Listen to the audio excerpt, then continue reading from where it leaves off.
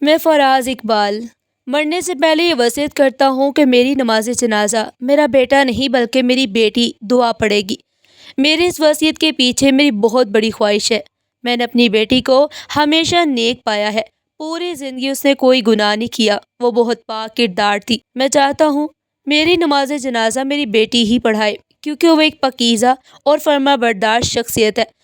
میرے شوہر نے وصیت پڑھ کر سنائی تو میرے ہوش اڑ گئے۔ میں صبح اٹھی ہی تھی جب گھر والوں نے مجھے جگایا۔ میں سمجھی کوئی معمولی بات ہوگی، لیکن خبر مختلف تھی۔ پتہ چلا کہ میرے سسر قضائے الہی سے وفات پا چکے ہیں۔ وہ بہت شریف اور باوقار انسان تھے۔ ان کی موت کی خبر سنتے ہی میری آنکھوں سے آنسو جاری ہو گئے، مگر دعا کے بارے میں وصیت نے پورے گھر کو حیران کر دیا۔ میرے سسر نمازی، پرہیزگار اور انتہائی نیک دل انسان تھے۔ وہ کبھی بھی ایسی بات بے وجہ نہیں کر سکتے تھے۔ وصیت سن کر ہم سب سکتے میں بیٹھے ایک دوسرے کو دیکھتے۔ کمرے میں سب موجود تھے، مگر دعا کہیں نظر نہ آئی۔ دعا سب سے چھوٹی بیٹی تھی۔ 30 سال اس کی عمر تھی، مگر اس وصیت نے سب کے قدموں تلے زمین کھینچ لی۔ کسی نے سوچا بھی نہیں تھا کہ وہ ایسی خواہش کریں گے، جو پورا کرنا تقریباً ناممکن سا نظر آ رہا تھا۔ شوہر نے وصیت پڑھ کر کہا، چلو دعا کے کمرے میں چلتے ہیں۔ اسے بھی بتانا ہے، کیونکہ وہ کمرے میں بند ہو چکی ہے۔ وہ ہمیشہ تنہائی میں رہتی تھی اور کمروں کے دروازے بند۔ رات کو اس کے کمرے سے عجیب عجیب آوازیں آتی تھی۔ یہ سب میں نے کبھی کسی سے نہیں کہا تھا۔ خاموش رہی، کیونکہ اس گھر میں دعا کے بارے میں کوئی بات نہیں کرتا۔ وہ اس گھر میں ہو کر بھی کسی دوسری دنیا میں ہی رہتی تھی، مگر آج اس وصیت نے پورا ماحول ہلا کر رکھ دیا تھا۔ ہم سب دعا کے کمرے کے باہر پہنچے۔ خاموشی پوری زور و شور سے چھائی ہوئی تھی۔ شوہر نے دروازہ کھٹکھٹایا اور کہا، دعا دروازہ کھولو، ابا جان نے تمہارے بارے میں وصیت لکھی ہے، کچھ خاص۔ اندر سے آواز آئی، میں جانتی ہوں مجھے جائیداد نہیں چاہیے، آپ سب اپنے حصے رکھ لیں، مجھے کچھ نہیں چاہیے۔ تبھی شوہر نے کہا، یہ جائیداد نہیں، نماز جنازہ کی بات ہے، تمہیں ابا جان کی نماز جنازہ پڑھانی ہے، یہ حکم ہے۔ دعا نے دروازہ کھول دیا اور وہ کالی چادر میں لپٹی تھی، جیسے کچھ چھپا رہی ہو۔ اس کے ہاتھ کانپ رہے تھے۔ شوہر نے وصیت سنائی تو دعا کے چہرے کا رنگ اتر گیا۔ وہ بولی، بھائی میں ساری زندگی کمرے سے باہر نہیں نکلی، لوگوں کے سامنے کیسے جاؤں گی اور نماز کیسے پڑھاؤں گی؟ آپ مولانا صاحب سے پوچھے، کوئی راستہ نکال لے پلیز، تاکہ مجھے لوگوں کے سامنے نہ جانا پڑے۔ میں باہر نہیں جا سکتی، میں یہ نہیں کر پاؤں گی، میرا دل نہیں مانتا۔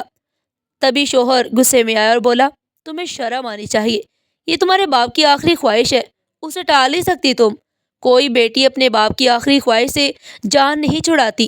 دعا روتے ہوئے بولی، میں کوشش کروں گی، آپ فکر نہ کرے، مگر مجھے نماز جنازہ پڑھانے کا طریقہ بھی نہیں آتا۔ آپ مجھے سارے فرائض سمجھا دیں تاکہ مجھ سے غلطی نہ ہو۔ شوہر نے کہا، وقت نہیں، ابا کو غسل اور کفن ہو چکا، اب صرف تمہارا انتظار ہے۔ مولوی صاحب بھی یہی کہہ رہے ہیں، مرنے والے کی نیک وصیت پوری کرنا لازم ہے ہمیشہ۔ شوہر نے تاکید کی تو دعا خاموش ہو کر سر جھکا بیٹھی۔ پھر شوہر نے مجھے کہا، تم باہر جاؤ، مجھے دعا سے کچھ اکیلے میں بات کرنی ہے۔ میں خاموشی سے باہر آ گئی۔ میرا ذہن وہی تھا، سوچے رک نہیں رہی تھی۔ باہر عورتیں تعزیت کے لیے آ رہی تھی، مسلسل خاموشی میں۔ میں نے دیکھا ساس کے رشتہ دار نعیمہ خالہ بیٹھی تھی۔ وہ بولی، میں دعا کو ڈھونڈ رہی ہوں، بہت ضروری بات ہے، اس کے باپ نے جو وصیت کی ہے کیا وہ اسے پورا کرے گی؟ یہ سن کر میں حیران ہوئی کہ انہیں وصیت کا کیسے پتا۔ وہ بولی، میں خاندان کی ہوں، مجھے پہلے پتہ چل جاتا ہے۔ مجھے لگتا ہے فراز کی عقل پر پردہ پڑ گیا تھا، شاید جو ایسی بیٹی کو جنازہ پڑھانے کے لیے کہہ گیا۔ میں حیران ہو کر پوچھا، آپ ایسا کیسے کہہ سکتی ہیں کہ دعا کوئی غلط لڑکی ہے؟ وہ تو یتیم ہو گئی ہے، کم از کم آج تو ایسی بات نہ کرے۔ نعیمہ خالہ میرے قریب بیٹھی اور سرگوشی میں بولی، تم اپنی نند کی حقیقت جاننا چاہتی ہو تو میرے ساتھ آؤ، چھت پر چلو، میں تمہیں کوئی دکھاتی بھی ہوں اور سچ بتاتی ہوں، تمہیں پتہ چلے گا دعا کے کرتوت کیا تھے۔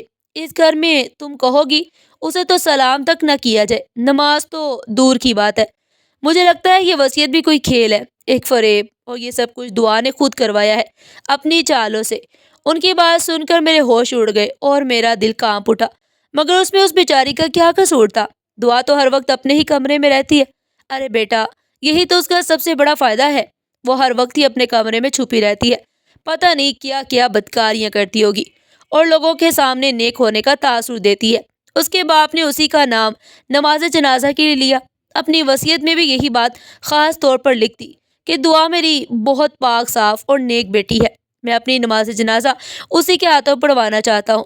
اب تم ہی بتاؤ اس بات کا آخر کیا مطلب ہے؟ کوئی باپ اپنی بیٹی کی اتنی تعریفیں بلا وجہ کیوں کرے؟ اور تم ابھی اس کے ماضی سے بھی واقف نہیں ہو۔ اس کا ماضی اتنا گھنونا ہے کہ بتاتے ہوئے شرم آئے۔ مجھے تو ایسی لڑکی پر بہت افسوس ہوتا ہے۔ نعیمہ خالہ کی باتوں نے مجھے بہت پریشان کر دیا، لیکن میں بھی بغیر پوری کہانی سنے رہ نہیں سکتی تھی۔ نعیمہ خالہ، آپ کو دعا واقعی ایسی ہی لگتی ہے؟ کیا وہ بدکار اور بری کردار کی لڑکی ہے؟ گاؤں کی عورتیں تو اس کے بارے میں بہت کچھ کہتی ہیں۔ میں تو تمہیں اپنی آنکھوں دیکھا حال بتانے لگی ہوں۔ یہ بات آج سے تقریباً 8 سال پرانی لگتی ہے۔ تب دعا کالج میں پڑھتی تھی اور پڑھائی جاری تھی۔ ہم نے تو اس وقت دعا کا رشتہ بھی مانگ لیا تھا۔ مجھے شروع سے ہی دعا بے حد پسند آتی، کمبخت اتنی خوبصورت کہ ہر کوئی دیکھ کر فدا ہو جائے۔ میرا بیٹے بھی اس کے پیچھے بالکل پاگل ہو چکا تھا۔ ایک دن میں نے اسے منگنی کی بات ہی کر لی۔ میں نے کہا میں تمہارے گھر رشتہ لے کر آتی ہوں۔ وہ مان بھی گئی اور خوش بھی ہو گئی۔ میں بھی خوشی کے بچے ایک دوسرے کو پسند کرتے ہیں اور میرا بھی فراز اقبال خاندان سے تعلق بن جائے گا۔ میں تو اسی خوشی اور ارادے سے رشتہ لے کر گئی۔ انہوں نے رشتہ خوشی سے قبول بھی کر لیا۔ میں تو دعا کو منگنی کی انگوٹھی بھی پہنا آئی تھی۔ میں اسے اب اپنی امانت سمجھنے لگی تھی۔ پھر ایک رات ان کے گھر سے چیخ پکار سنائی دی، آواز اتنی بھیانک اور خوفناک کہ میں بھی بھاگتی ہوئی گئی۔ میں نے دروازہ پیٹنا شروع کر دیا مگر کسی نے دروازہ نہ کھولا۔ گھر کا دروازہ اندر سے بند ہی رکھا گیا۔ دل میں عجیب سی گھبراہٹ پیدا ہونے لگی۔ میرے ساتھ میرا بیٹا بھی وہاں موجود تھا۔ ہم نے بار بار دروازہ پیٹا مگر کوئی نہ نکلا۔ آخرکار ہم لوگ تھک ہار کر پچھلی جانب چلے گئے۔ پچھلی طرف کھڑکیوں سے گھر صاف دکھائی دیتا تھا۔ ہم اندر کا ماحول دیکھنا چاہتے تھے کہ ہوا کیا ہے۔ ہمیں ڈر تھا کہیں کوئی بہت بڑا حادثہ نہ ہو گیا ہو۔ ہم تو ان کی مدد کے لیے وہاں پہنچے تھے مگر کھڑکی سے جو منظر دیکھا وہ ہوش اڑا دینے والا تھا۔ مجھے یقین نہیں آ رہا تھا جو ہم دیکھ رہے تھے۔ میں نے کبھی دعا کو ایسی حالت میں سوچا بھی نہیں تھا۔ میرے وہم و گمان میں بھی ایسا منظر نہیں آیا۔ میرا بیٹا تو جیسے بھی ہوش ہونے ہی والا تھا۔ اس کی منگیتر کسی اور کی باہوں میں جھول رہی تھی۔ میرا بیٹا تو غصے میں وہاں سے بھاگ ہی گیا۔ میں دروازہ کھلنے کا انتظار کرتی رہی۔ جب دروازہ کھلا تو سب رو پیٹ رہے تھے۔ فراز نے کہا ہمارے گھر ڈاکو حملہ کر گئے۔ انہوں نے ہمیں لوٹا اور عورتوں سے بدتمیزی کی۔ فراز نظر چرا رہا تھا جیسے سچ چھپا رہا ہو۔ مجھے لگ رہا تھا وہ اپنی بیٹی کو بچا رہے ہیں۔ میں نے پوچھا پولیس شکایت کیوں نہیں کی؟ کہنے لگا ڈاکو نقاب میں آئے تھے، شناخت نہیں ہو سکے گی۔ فراز کی بے دلی سے مجھے سارا معاملہ مشکوک لگا۔ میں کسی بدکردار لڑکی کو اپنے گھر نہیں لا سکتی۔ اسی ڈکیٹی کے بعد دعا نے گھر سے نکلنا چھوڑ دیا۔ چھوڑتی بھی کیوں نہ، وہ پیٹ سے جو ہو گئی تھی۔ ناجائز بچے کو چھپانا آسان کام نہیں ہوتا۔ فراز نے شروع میں بیٹی کو بے گناہ ثابت کرنے کی بھرپور کوشش کی۔ کہتا رہا کہ میری بیٹی میں ایسی کوئی بات نہیں، مگر جیسے جیسے مہینے بڑھتے گئے بات چھپ نہ سکی۔ آخرکار دعا کو گجرانوالا اپنی خالہ کے گھر بیچ دیا۔ 7 مہینے بعد واپس آئی تو چہرہ بالکل تبدیل ہو چکا تھا۔ ایسا لگتا تھا کہ بہت بڑا گناہ کر کے واپس لوٹی ہے۔ چہرے کی معصومیت کہیں گم ہو چکی تھی۔ پھر وہ قرآن پڑھنے اور بچوں کو پڑھانے لگی۔ مگر میں نے آدھی دنیا دیکھ رکھی تھی۔ ہاں دیدہ عورت ہوں، سب سمجھ آتی ہوں۔ یہ سب اس کی نوٹنکی اور بناوٹی پارسائی لگتی ہے۔ یہ باپ والا ناٹک اب دکھانے کی کوشش کر رہی ہے۔ مجھے سمجھ نہیں آ رہا کہ آخر اس کا مقصد کیا ہے۔ نعیمہ خالہ کی باتیں سن کر میں تو ساکت رہ گئی۔ مجھے دعا کے بارے میں اتنی باتیں کبھی پتہ نہیں تھی۔ میں خاموشی سے نیچے آئی اور اپنے شوہر سے بات کی۔ میں نے پوچھا کیا واقعی دعا ایسی ہی ہے؟ شوہر نے غصے سے کہا یہ ہمارے گھر کا معاملہ ہے، اسے باہر کی باتوں سے الجھاؤ نہ۔ اس کے غصے کو دیکھ کر میں بھی خاموش ہو گئی۔ میں سمجھ ہی نہیں پا رہی تھی کہ آخر کیوں غصہ ہے۔ میں یہی سوال لے کر دعا کے کمرے میں گئی۔ دعا نے کمرہ اندر سے بند کر رکھا تھا۔ میں نے دروازہ بجایا تو اس نے دروازہ کھولا۔ وہ کالے عبائے میں لپٹی ہوئی باہر آئی۔ کہنے لگی بھابی میں تیار ہوں ابا کا جنازہ پڑھانے کے لیے۔ میں نے دیکھا اس نے مکمل تیاری کر لی تھی۔ میں جانتی تھی کہ ابا ایسا کریں گے مگر یقین نہیں آیا کہ اتنا بڑا قدم اٹھائیں گے۔ بہرحال ابا کی مرضی، جیسا وہ کہیں میں خوش ہوں۔ دعا اب بدلی ہوئی عورت لگ رہی تھی۔ اس پر ذرا بھی شک یا گمان نہیں آ رہا تھا۔ وہ بالکل ٹھیک ٹھاک تھی، نہ جذباتی ہوئی نہ اس نے ایک آنسو بھی نہ بہایا۔ مجھے حیرت ہو رہی تھی کہ ایسی لڑکیاں بھی ہوتی ہیں جو اپنے ماں باپ کے مرنے پر بھی مستحکم رہتی ہے۔ میں دل میں سوچنے لگی اور دعا کو غور سے دیکھا۔ میں نے دعا سے کہا ہم ماں باپ سے بہت محبت کرتے ہیں۔ وہ بولی میں بھی اپنے باپ سے بے پناہ محبت کرتی ہوں، اسی وجہ سے ان کی عجیب و غریب شرط مان رہی ہوں، ورنہ اگر میری جگہ کوئی اور ہوتا تو یہ شرط کبھی قبول نہ کرتا۔ میں نے صرف اپنے بابا کی محبت میں اس بات کو تسلیم کیا، ورنہ آپ جانتی ہیں میری شہرت محلے میں کیسی ہے۔ میں کبھی گھر سے نہیں نکلی، دعا کی یہ باتیں مجھے بہت غصہ دلا رہی تھی۔ میں نے دیکھا اس نے نقاب کر رکھا تھا۔ میرے شوہر نے کہا اسے اتارنا۔ دعا گھبرا کر بولی بھائی جان میں مردوں کے سامنے بے نقاب کیسے جاؤں؟ شوہر نے سختی سے کہا وصیت پر عمل کرنا ہے تو یہ تو کرنا ہوگا۔ ابا نے مجھ سے کہا تھا کہ دعا اپنا چہرہ کبھی نہ چھپائے، وہ اپنا چہرہ کھلا رکھے اور نماز جنازہ پڑھائے۔ یہ سن کر دعا کے چہرے کا رنگ پیلا پڑ گیا۔ مجھے بھی شک ہوا کہ آخر وہ باہر کیوں نہیں جانا چاہتی۔ بہرحال اس نے ہمت دکھائی، بال باندھے، خود کو اچھے سے ڈھانپ لیا، چہرہ کھلا چھوڑ کر شوہر کے ساتھ باہر چلی گئی۔ سب عورتیں حیران تھی۔ دعا اپنے باپ کا نماز جنازہ پڑھانے جا رہی ہے۔ سب کے ذہن میں شک تھا، جو کچھ اس کے ساتھ جوڑا گیا تھا۔ اس کے بعد ایسی لڑکیوں پر کوئی یقین نہیں کرتا، چاہے گھر کی کیوں نہ ہو۔ شوہر کا رویہ بھی ہمیشہ دعا کے ساتھ عجیب و غریب رہا۔ وہ اسے بات بھی کم کرتے، مگر وصیت کے بعد ان کا لہجہ تبدیل ہو گیا۔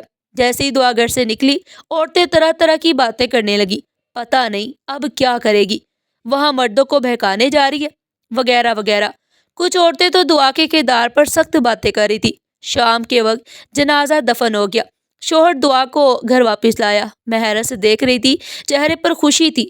دعا جو روتی پریشان ڈری ہوئی تھی، اب مطمئن خوش نظر آ رہی تھی۔ شوہر کی آنکھوں میں عجیب سا سکون اور اطمینان تھا۔ میں نے پوچھا کیا دعا نے نماز جنازہ پڑھایا؟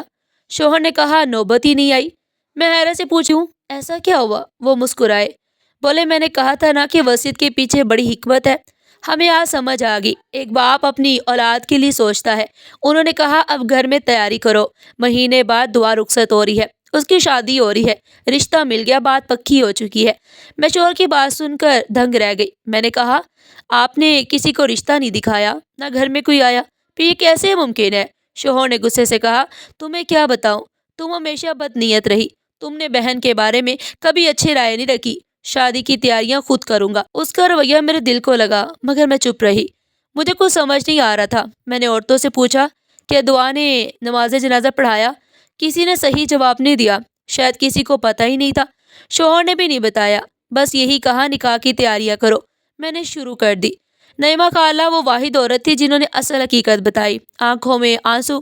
بیٹی مجھ سے بہت بڑی غلطی ہوئی۔ میں نے کہا میں ہمیشہ خود کو ٹھیک سمجھتی رہی، پتہ نہیں تھا کہ حقیقت کیا ہے۔ جس شخص کو میں نے دعا کے ساتھ دیکھا وہ اس کا شوہر تھا، وہ شخص جس کے ساتھ دعا نکاح کر چکی تھی۔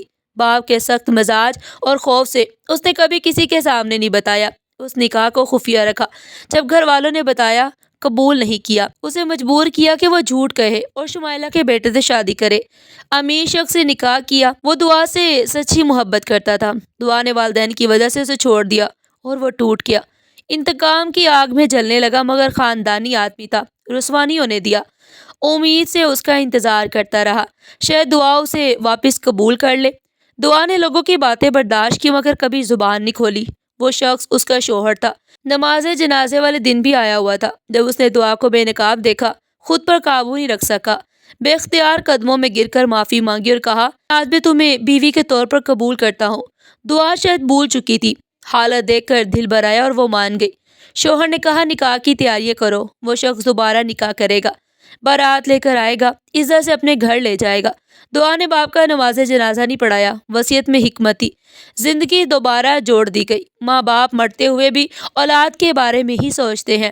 ناظرین، آپ کو ہماری آج کی یہ کہانی کیسی لگی؟ کمنٹ سیکشن میں اپنی قیمتی رائے کا اظہار ضرور کیجیے گا، اور اس طرح کی مزید سبق آموز کہانیاں سننے کے لیے ہمارے چینل کو سبسکرائب کریں، میرے کو لائک کریں اور زیادہ سے زیادہ شیئر کریں۔ پھر کل ملتے ہیں ایک نئی کہانی کے ساتھ، تب تک کے لیے اللہ حافظ۔